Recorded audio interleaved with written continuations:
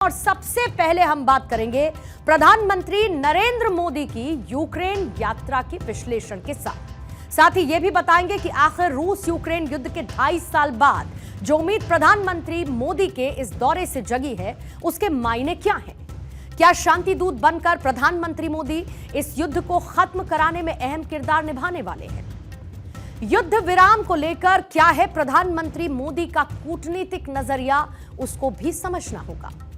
मोदी भारत के ऐसे पहले प्रधानमंत्री हैं जो पहली बार यूक्रेन दौरे पर जाएंगे और यह दौरा जिन 2 रीजंस की वजह से खास होने वाला है वो भी आज आपके सामने रखूंगी। इसके साथ ही जिस ट्रेन में 10 घंटे का सफर तय करके पीएम मोदी पोलैंड से यूक्रेन की राजधानी कीव पहुंचेंगे, आखिर इस अद्भुत अकल्पनीय ट्रेन की क्या है खासियत, वो भी आपके सामने रखूंगी। दरअसल जिस ट्रेन को दुनिया वॉर ट्रेन कहती है उस ट्रेन का नाम है रेल फोर्स 1, जो कि अमेरिका के राष्ट्रपति के आधिकारिक विमान एयरफोर्स 1 से इंस्पायर्ड है। यह ट्रेन पोलैंड से कीव के बीच चलती है और इस ट्रेन को वॉर्सो से कीव पहुंचने में 10 घंटे का समय लगता है। इस दौरान यह ट्रेन 700 किलोमीटर के डिस्टेंस को कवर करती है। मतलब ये कि प्रधानमंत्री मोदी रेल फोर्स 1 ट्रेन में बैठकर 10 घंटे का ट्रैवल करने के साथ पहुंचेंगे कीव और आने जाने में लगभग 20 घंटे का समय लगेगा। ये टू एंड फ्रो उनका काउंट है ट्रैवल का। रेल फोर्स 1 की अगर खासियत की बात करूं, वो खासियत क्या है इसकी, तो आइए वो भी आपको बता देती हूं। दरअसल इस वॉर ट्रेन में हर एक लग्जरी सुविधा मौजूद है। इस ट्रेन को वर्ल्ड क्लास सर्विस के लिए जाना जाता है और इस ट्रेन का इस्तेमाल होता है वीवीआईपी गेस्ट के मूवमेंट के लिए। इस ट्रेन के अंदर कॉन्फ्रेंस रूम भी है और ऑफिस भी मौजूद है। इंटरनेट कनेक्टिविटी से यह ट्रेन पूरी तरीके से लैस है। विदेशी मेहमानों के लिए इसमें एक लग्जरी रूम भी बनाया गया है और इसी लग्जरी रूम में प्रधानमंत्री मोदी कीव यात्रा तक ठहरने वाले हैं। इस ट्रेन में अलग से शानदार डाइनिंग रूम है। ट्रेन में आलीशान सोफा है। कई मेहमानों के सिटिंग की व्यवस्था भी इस ट्रेन में मौजूद है। यह धीमी रफ्तार से चलने वाली ट्रेन है जो कि सिर्फ रात में चलती है और इस ट्रेन की स्पीड 60 से 65 किलोमीटर प्रति घंटे से ज्यादा की नहीं होती है। रेल फोर्स 1 को साल 2014 में क्रीमिया जाने वाले पर्यटकों के लिए डिजाइन किया गया था, लेकिन रूस का कब्जा क्रीमिया पर होने के बाद से इसे डिप्लोमेट्स के लिए इस्तेमाल किया जाने लगा। अब तक 200 से अधिक विदेशी मेहमान और साथ ही डिप्लोमेट्स और वर्ल्ड लीडर्स इस लग्जरी ट्रेन की यात्रा कर चुके हैं। रेल फोर्स 1 में क्या क्या शामिल है और इसमें किसने ट्रैवल किया? अमेरिकी राष्ट्रपति जो बाइडेन भी इसका हिस्सा रहे हैं। इसके साथ ही फ्रांस के राष्ट्रपति इमैनुअल मैक्रों इस ट्रेन में ट्रैवल कर चुके हैं। इटली की पीएम जॉर्जिया मेलोनी, इसके साथ ही कनाडा के प्रधानमंत्री जस्टिन ट्रूडो भी इस ट्रेन में ट्रैवल कर चुके हैं। ब्रिटेन के पूर्व प्रधानमंत्री ऋषि सुनक भी इसमें सवार हो चुके हैं। जर्मनी के चांसलर ओलाफ शॉल्ज भी इसमें बैठ चुके हैं। अब इसके साथ ही यूक्रेन के राष्ट्रपति वोलोदिमीर ज़ेलेंस्की इस ट्रेन का इस्तेमाल करते हैं, यानी कि जब भी उन्हें किसी विदेश यात्रा पर जाना होता है। और अब जब प्रधानमंत्री मोदी इस हाईटेक सिक्योरिटी से लैस रेल फोर्स 1 ट्रेन में 10 घंटे का ट्रैवल करते हुए कीव पहुंचेंगे तो सबकी नजरें उनकी इस यात्रा पर हैं। पूरी दुनिया की नजरें इस यात्रा पर हैं और इतने ही समय प्रधानमंत्री मोदी को वापस लौटने में भी लगेगा, क्योंकि रूस और यूक्रेन जंग की वजह से एयरपोर्ट्स बंद हैं। सड़क से सफर जोखिम भरा हो सकता है और यही वजह है कि दुनिया के बड़े नेता जब भी इस दौरान इस वॉर सिचुएशन में यूक्रेन आए हैं तो वो इसी ट्रेन यात्रा को प्रायोरिटी पर रखते हैं, तरजीह देते हैं। वॉर जोन से गुजरने वाली रेल फोर्स 1 चलती फिरती एक बख्तरबंद ट्रेन है जो न सिर्फ आधुनिक हथियारों से बल्कि हाईटेक सिक्योरिटी सिस्टम से भी लैस नजर आती है। दरअसल रेल फोर्स 1 यूक्रेन की रेल सर्विस है और रेल फोर्स 1 एक बुलेट प्रूफ ट्रेन है। जैसा कि मैंने कहा, बख्तरबंद है। हाई सिक्योरिटी सिस्टम से लैस ये ट्रेन है और इसके संचालन को सीक्रेट रखा जाता है, यानी कि इसके मूवमेंट की जानकारी किसी को नहीं होती है सिवाय कुछ डेजिग्नेटेड अधिकारियों के। ये ट्रेन वॉर जोन के बीच से होकर गुजरती है, उस एरिया को क्रॉस करती है और इस ट्रेन को ट्रैक नहीं किया जा सकता है। दरअसल ट्रेन में बख्तरबंद खिड़कियां भी लगी हुई हैं और यह ट्रेन हाईटेक हथियारों से भी लैस है। बहुत ही safe and secure communication system भी इस ट्रेन में मौजूद है। पूरे समय हाईटेक सुरक्षा कर्मियों की टीम यहां पर मौजूद रहती है, जो कि लगातार सिक्योरिटी को भी मॉनिटर करती है, क्योंकि इसमें जो ट्रैवल करने वाले वीवीआईपीज हैं वो बहुत महत्वपूर्ण हैं। इलेक्ट्रिक इंजन की जगह इसमें डीजल इंजन लगा हुआ है।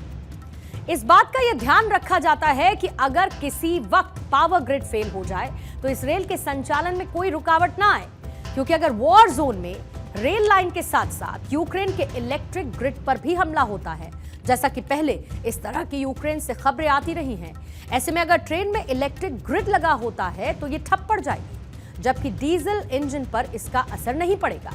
और इसीलिए रेल फोर्स 1 को डिजाइन इसी तरह से किया गया है। रूस यूक्रेन युद्ध के बाद से रेल नेटवर्क यहां की लाइफलाइन बन चुका है और वैसे भी यूक्रेन का रेल रूट दुनिया के सबसे लंबे रेल नेटवर्क्स में से एक शामिल है। दरअसल भारत हमेशा से शांति का पक्षधर रहा है। जिस तरीके से रूस और यूक्रेन युद्ध चल रहा है, दुनिया के कई ताकतवर देश ये चाहते हैं कि किसी तरीके से ये युद्ध रुक जाए, लेकिन कुछ देशों का इस जंग के जारी रहने में अपना इंटरेस्ट है।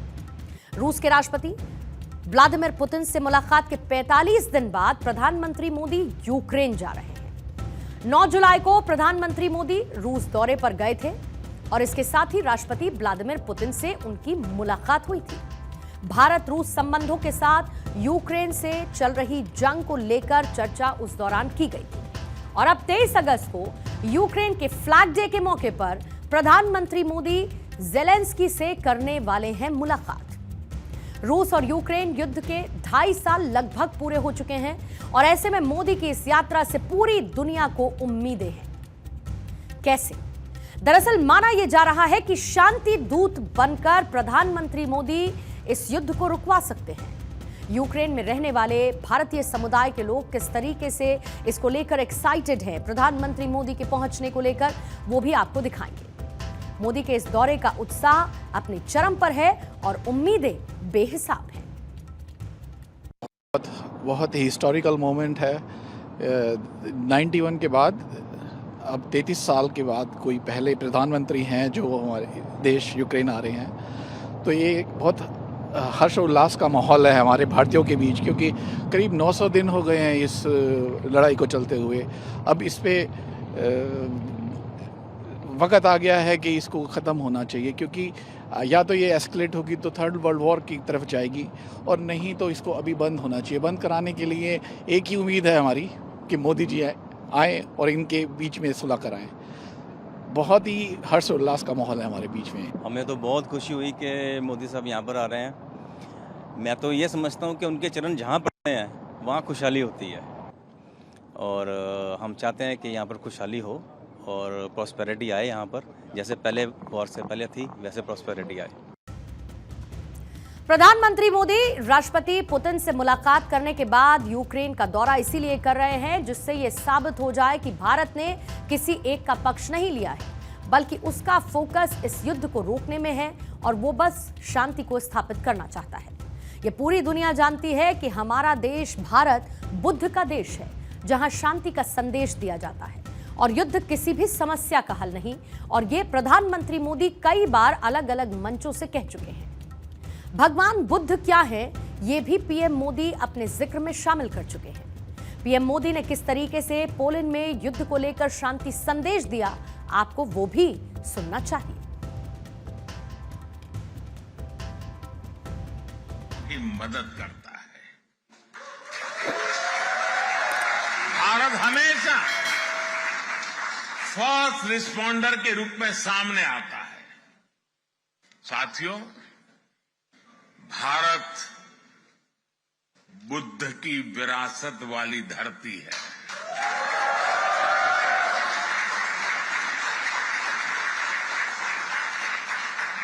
और जब बुद्ध की बात आती है तो जो युद्ध नहीं, शांति पर विश्वास करती है। भगवान बुद्ध की जीवन यात्रा के ये पड़ाव केवल संयोग मात्र नहीं था, इसमें बुद्धत्व का वो दार्शनिक संदेश भी है जिसमें जीवन, ज्ञान और निर्वाण तीनों एक साथ है, तीनों एक साथ जुड़े हैं। यही मानवीय जीवन की पूर्णता है। और प्रधानमंत्री मोदी का यूक्रेन दौरा ऐसे समय में होने वाला है जब रूस के कब्जे वाले कुर्स्क में यूक्रेनी सेना घुस चुकी है। यूक्रेन ने रूस के कई इलाकों में घुसकर हमले तेज कर दिए हैं। क्या यह महज संयोग है? क्योंकि आपको याद होगा जब प्रधानमंत्री मोदी 8 और 9 जुलाई को मॉस्को पहुंचे थे, तब इस दौरान रूसी सेना ने यूक्रेन के एक हॉस्पिटल पर, एक अस्पताल पर हमला किया था। प्रधानमंत्री मोदी बातचीत और कूटनीति के जरिए जंग का समाधान, शांति का समाधान निकालने की बात कर चुके हैं। यही नहीं, 20 मार्च को भी प्रधानमंत्री मोदी ने व्लादिमीर पुतिन और वोलोदिमीर ज़ेलेंस्की दोनों ही राष्ट्राध्यक्षों से फोन पर बात की थी और इसके साथ ही सोशल मीडिया एक्स पर दोनों की बातचीत का जिक्र भी किया था। उन्होंने रूस और यूक्रेन जंग पर चर्चा करते हुए भारत के रुख को, भारत के स्टैंड को दोहराया। और अब 23 अगस्त को यूक्रेन जबकि नेशनल फ्लैग डे सेलिब्रेट कर रहा होगा, इस मौके पर राजधानी कीव में प्रधानमंत्री मोदी की मुलाकात वोलोदिमीर ज़ेलेंस्की के साथ होने वाली है। जंग किसी भी तरीके से खत्म हो और शांति स्थापित हो, चाहने वाले ऐसे बहुत सारे देश हैं, खास तौर पर भारत। दौरे से हमें बहुत उम्मीद है मोदी जी से कि मीडिएशन का बीच का काम तो चलो हमने सुना था वो नहीं करेंगे, लेकिन वो अमेरिका से लेकर पश्चिमी देशों की नजरें प्रधानमंत्री मोदी के यूक्रेन दौरे पर टिकी हैं। 1993 में भारत और यूक्रेन के बीच कूटनीतिक संबंध स्थापित होने के बाद यह पहला मौका है जब कोई भारतीय प्रधानमंत्री यूक्रेन की यात्रा पर होगा। लेकिन इस यात्रा के मायने बहुत खास हैं और इनको समझने की भी जरूरत है। ग्लोबल लीडर प्रधानमंत्री मोदी हैं। शांति दूत की भूमिका में वो इस दौरान नजर आ सकते हैं। अब इसमें खास बात यह है कि मोदी के करीबी संबंध रूस के साथ भी हैं, यानी कि पुतिन के साथ भी हैं, और यूक्रेन के साथ कूटनीतिक जुड़ाव भी बहुत पुराना भारत का रहा है। यूरोप के साथ भारत के रिश्ते मजबूत हैं और युद्ध विराम की उम्मीद इसी के साथ लगाई जा सकती है। और यही वजह है कि पूरी दुनिया टकटकी लगाए प्रधानमंत्री मोदी के इस दौरे पर टिकी हुई है। दरअसल यूक्रेन को जो पश्चिमी देश हैं उनसे मजबूत समर्थन मिला है। यूरोपियन कंट्रीज हैं, नेटो हैं, ये लगातार यूक्रेन को सपोर्ट करते रहे हैं। खुद अमेरिका, हथियारों से लेकर बाकी जरूरी मदद तक भी। और भारत के साथ भी इनके अच्छे संबंध हैं।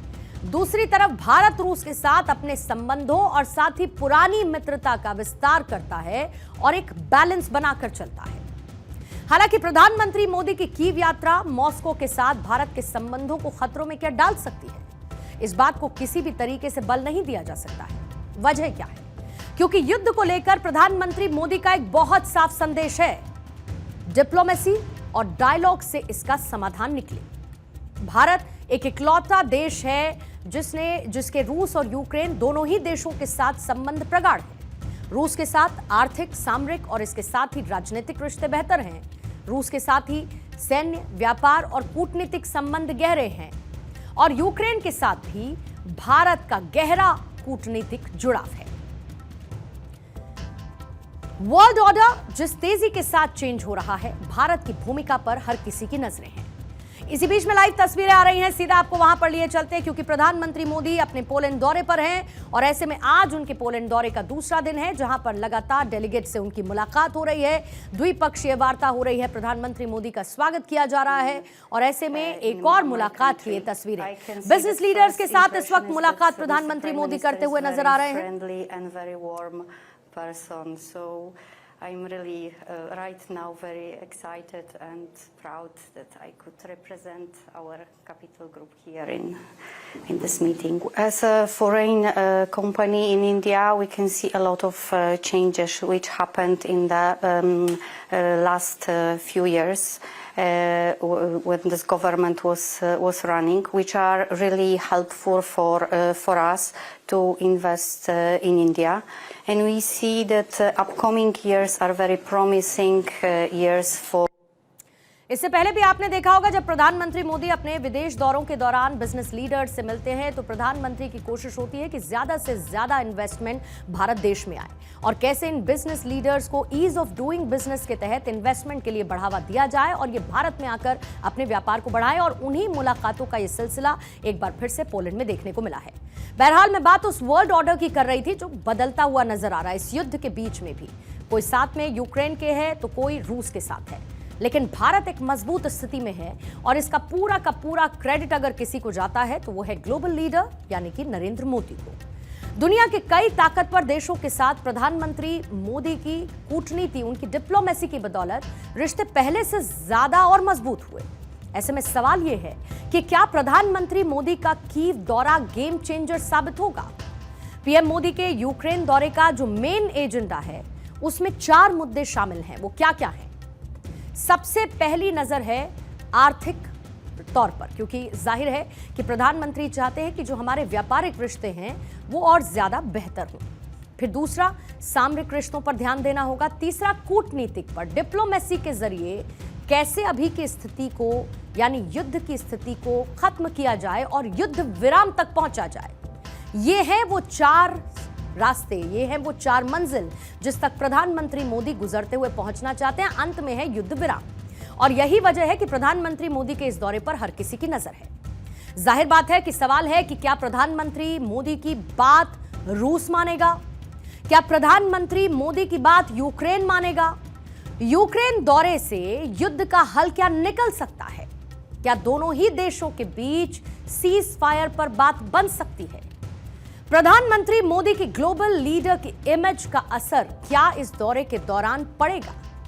मोदी की शांति के पैरोकार वाली इमेज के तौर पर दोनों ही देश क्या उनकी बात को मानेंगे? पिछले करीब 2.5 साल का वक्त बीता, रूस और यूक्रेन के बीच जंग और ज्यादा बढ़ती चली गई और ये युद्ध किसी निर्णायक मोड़ पर अभी डिसाइसिव स्थिति में पहुंची नहीं है। लेकिन भारत इन दोनों देशों के साथ अपने रिश्तों को मजबूती के साथ आगे बढ़ाता रहा है और इसी कड़ी में न सिर्फ प्रधानमंत्री का रशिया दौरा, मॉस्को दौरा देखा गया, बल्कि कीव का भी दौरा इसी नजरिए से देखा जा रहा है। प्रधानमंत्री मोदी के यूक्रेन दौरे में कुछ इंपॉर्टेंट रक्षा सौदे हैं जिन पर दस्तखत हो सकते हैं और उम्मीद इस बात की जा रही है कि भारत और यूक्रेन के बीच जॉइंट वेंचर को लेकर बात आगे बढ़ सकती है जो कि भारतीय सेना के लिए गैस टरबाइन और दूसरे सैन्य उपकरणों का उत्पादन करे, प्रोडक्शन करे। दुनिया के नक्शे पर ब्रांड मोदी ही सबसे ज्यादा इफेक्टेड है, असर डालने वाला है और भारत ने पिछले कुछ सालों में सोवियत संघ से जो रक्षा उपकरण खरीदे उनमें से बहुत सारे यूक्रेन में ही निर्मित किए गए। यूक्रेन से हासिल हुए परिचालन के लिहाज से महत्वपूर्ण रक्षा उपकरणों में भारतीय सेना के जो युद्धपोत हैं उनके लिए गैस टरबाइन इंजन और भारतीय वायुसेना के एंटोनोव AN-32 विमान शामिल हैं और ये दोनों ही देश भारत में विमान और एरो इंजन के निर्माण पर भी चर्चा कर रहे हैं। एरो इंडिया 2021 के दौरान यूक्रेन ने नए हथियारों की बिक्री के साथ साथ जो मौजूदा हथियार हैं उनके रखरखाव, उनके अपडेशन के लिए भारत के साथ 530 करोड़ के 4 समझौतों पर हस्ताक्षर किए थे। साल 2022 में भारत ने यूक्रेन को $743 मिलियन का निर्यात किया और भारत ने यूक्रेन को पेट्रोलियम, पैकेज दवाएं और साथ ही प्रसारण उपकरण भी भेजे। दूसरी तरफ यूक्रेन ने भारत को $1.08 अरब का निर्यात किया है। अगर मेन प्रोडक्ट्स की बात करूं तो इसमें बीज, तेल, फर्टिलाइजर्स, केमिकल्स और साथ ही समुद्री और विमान इंजन शामिल रहे। साल 2022 में यूक्रेन पर अटैक के बाद पश्चिमी देशों ने रूस पर सैंक्शंस लगाए थे, आपको याद होगा, लेकिन भारत और चीन जैसे मित्र देशों ने उसके साथ अपने बिजनेस को कंटिन्यू रखा और वहीं युद्ध के लिए भारत ने रूस को सीधे तौर पर दोषी ठहराने से भी परहेज किया, जबकि भारत सरकार पड़ोसी देशों से बातचीत और कूटनीति के जरिए संघर्ष को हल करने पर सलाह देती रही है और प्रधानमंत्री मोदी के इस दौरे को इस लिहाज से महत्वपूर्ण माना जा रहा है।